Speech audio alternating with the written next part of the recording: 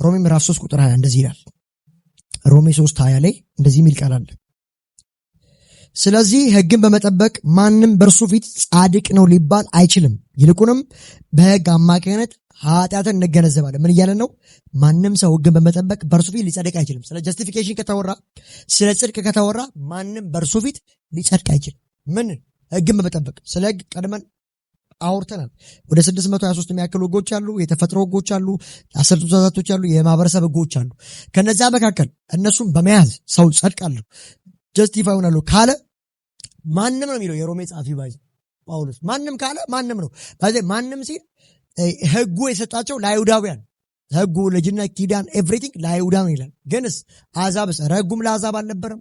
እንኳን አሁን ዓለምን ያለ ቻይናዊ ኬንያዊ ምናምን ይቅርና ሕግን ጠብቆ አይሁዳዊ ራሱ ሊሸከሙት ያልቻሉ ልዝብ ቀንበር ይላል። ኢየሱስ ጌታ ነው። ለዛ ኢየሱስ መጥቶ እንደዚህ አለ፣ እናንተ ሸከም የከበዳችሁ ኑር፣ እኔ ሸከሜ ቀሊል ነው። ለምን ሲባል በፎርጊቭነስ በጸጋ ስለሆነ ማለት ነው።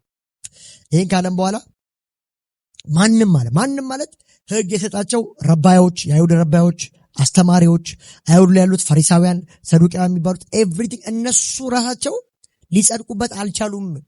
እነሱማ ሊጸድቁ ቢችሉ ኖሮ ክርስቶስ እንኪያስ በከንቱ ሞተ ነው የሚለው ገላትያ ምዕራፍ 3 መጨረሻ ላይ። ስለዚህ እነሱ ራሱ ሊጸድቁ አልቻሉም። ግን እሳ የጽድቅ መንገድ አለ ወይ የሚል ጥያቄ ጁስ የሚጠይቀኝ ሰው ካለ ሰዎች የሚጸድቁበት መንገድ አለ። አዎ፣ ሕግን ፈጽሞ ከጠበቁ ሰዎች ሊጸድቁ ይችላል። ፈጽሞ ከጠበቁ። በዘመናት መካከል ግን ሕግን ሙሉ ለሙሉ ፈጽሞ ሊጠብቅ የቻለ አንድም የለም። ታዲያ ሲባል ሌላው መዳኛ መንገድ ሲባል ጸጋ፣ እምነት፣ በክርስቶስ የተሰራውን የመስቀል ስራ በማመን ሰዎች ይጸድቃሉ። ኢዮብ ስለዚህ ነገር ተናግሯል። በጣም በሚገርም ሁኔታ ኢዮብ በዛ ዘመን ሆኖ የተናገረው ንግግር አለ። ኢዮብ ምዕራፍ ላውጣውና ኢዮብ ምዕራፍ 4 ቁጥር 17 ላይ የሚገርም ሰው ነው። በዛ ጊዜ ስለዚህ ነገር አውርቷል። ምዕራፍ 4 ቁጥር 7 እንደዚህ አለ፣ አሁንም አስተውል፣ ንጹሕ ሆኖ የጠፋ ማን ነው? ቅኖችስ መች ተደምስሰው ያውቃሉ?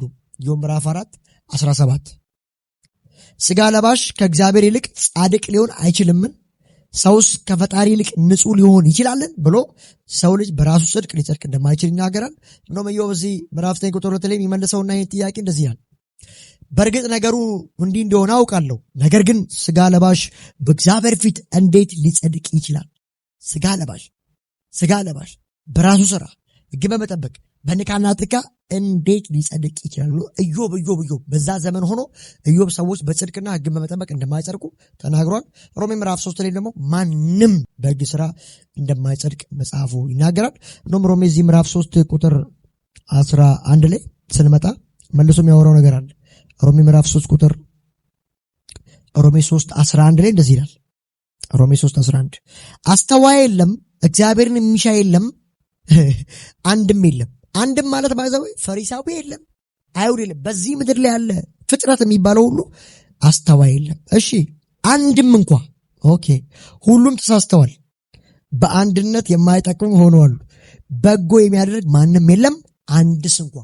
አንድ አይሁዳዊ ፈሪሳዊ እንዳይባል እንኳን አንድም እንኳን የሚለው ኢየሱስ ጌታ፣ ክብር ለጌታ ይሁን። 3:20 ቅድም ያልኳችሁ ነው። 3:27ም እንደዚህ የሚል ቃል አለ። ታዲያ ትምክህት ወዴት ነው? እርሱማ ቀርቷል።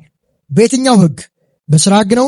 አይደለም፣ በእምነት ሕግ ነው እንጂ። ሰዎች አሁን የሚጸድቁት በምን ሲባል በሥራ ሕግ አይደል፣ በእምነት ሕግ ነው። ሮሜ ምዕራፍ 8 ቁጥር 1 የሚናገረው በመንፈስ በሕይወት ሕግ ትመራላችሁ ብሎ ያስቀምጣል ማለት ነው። ማንም ሰው ይላል 28 ላይ ሕግን በመፈጸም ሳይሆን በእምነት እንደሚጸድቅ እናረጋግጣለን። ሕግን ጠብቀህ ንካና ትንካ ተቀድ እንደዚህ በሚል ሳይሆን በእምነት በኩል። በምን እምነት ሲባል ክርስቶስ ኢየሱስ በሰራው በመስቀል ስራ በምን ሰዎች ጀስቲፋይ ይሆናሉ፣ ይጸድቃሉ። ሮሜ ምዕራፍ 7 ከ15 ጀምሮ የሚናገረው ያንን ነው። ሮሜ 9 ነው። ሮሜ 9 ቁጥር 30 ላይ እንደዚህ የሚል ቃል አለ። እንግዲህ ምን እንበል? በእምነት የሆነውን ለጽድቅ ያልደከሙት አሕዛብ አገኙት። ይሄን ጽድቅ ጀስቲፊኬሽን በነፃ መዳን በእምነት መዳን በእምነት የሆነው ለጽድቅ ያልደከሙት አሕዛብ አገኙት። አሕዛብ ሲጀመር ሕጉም የነሱ አይደለም። በሕጉ በኩልም የሚገኝ ወደ እግዚአብሔር መቅረብ የላቸውም፣ የተረሱ የተተዉ ናቸው። ነገር ግን ለጽድቅ ያልደከሙት እነሱ ጽድቅን አገኙ። ኢየሱስ ጌታ ነው። እስራኤል ሲባል ነገር ግን አለ የጽድቅን ሕግ የተከታተሉት እስራኤላውያን አላገኙት። ኢየሱስ ጌታ ነው። ሕግ፣ ልጅነት፣ ኪዳን ሁሉ የነሱ ነበር። ተከታተሉት ነበር፣ ግንስ ይህን ጽድቅ አላገኙትም። ሮሜ ምዕራፍ 3:21 ላይ ሲናገር ሕግና ነቢያት የመሰከሩለት የእግዚአብሔር ጽድቅ ያለ ሕግ ተገለጠ ይላል። ኢየሱስ ጌታ ነው። ነቢያቱ ላይ የመሰከሩለት እነ ሙሴ የመሰከሩለት ነቢያት በብሉይ የነበሩት የተናገሩት እሱ የሸዋ ተስፋው ቃል እሱ የእግዚአብሔር ጽድቅ ያለ ሕግ ተገለጠ። ኢየሱስ ጌታ ነው። እና መጽሐፍም ሲናገር ሕጉ ወደ ክርስቶስ የሚያደርሰን ሞግዚታችን ነበር ይላል። ስለዚህ ሞግዚት የሚያስፈልገው ሰው ብቁ እስኪሆን ድረስ ነው። ስለዚህ ጸጋ ሲባል አሁን ሕጉ ጸጋ እዚህ ገላትያ ምዕራፍ 3ም ሲናገር ከአብርሃም ጋር ሲያገናኘው አባታቸው አብርሃም አስቀድሞ ወንጌል ተሰብኮ ይላል። በእምነት በኩል ደግሞ ለምናምን በእሱ ደግሞ እኛ ልጆች ነው ይናገርና ይሄን ካለ በኋላ አሁን ሰዎች የሚድኑት የሚጸድቁት በጸጋና በነፃ እንደሆነ መጽሐፉ ይናገራል። ቁጥር 32 ላይ እዚሁ ሮሜ ምዕራፍ 9 ላይ ይህ ለምን ሆነ? አይሁዳዊ ለምን አላገኙትም? ጽድቁ ሲባል በእምነት ሳይሆን በስራ እንደሆነ አድርገው በመቁጠር ስለተከታተሉት ነው። ምንድነው? ሕግን በመጠበቅ ነው። በሙሴ ሕግ ነው እንዲህና እንዲህ ነው ብለው ይከታተሉ ነበረ። ለምንድነው ሪዝኑ ሲባል አንድ ሪዝን አለ። ለምን ሲባል በእምነት ሳይሆን በስራ እንደሆነ አድርገው በመቁጠር ስለተከታተሉት ነው። እነርሱም በማሰናከያው ድንጋይ ተሰናከሉ ብሎ መጽሐፉ ይናገራል። ከዛ ባለፈ ሁለተኛ ቆሮንቶስ ላይ ይሰላችሁ ሁለተኛ ቆሮንቶስ ምዕራፍ 3 ቁጥር